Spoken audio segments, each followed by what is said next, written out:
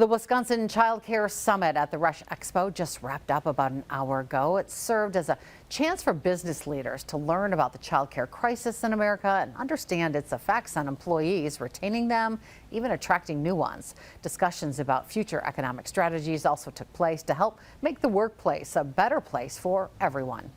They're getting educated on what's happening, why this is an issue, and it's pretty irrefutable. And so people are getting excited about the next conversation. Okay, so we have the data, now what? Joseph Fuller served as the keynote speaker. He's a professor of management practice at Harvard Business School and the co-director of the school's Managing the Future of Work project. American Family Insurance, the Greater Green Bay Chamber, and several other groups helped put together today's summit. They hope to have more in the near future.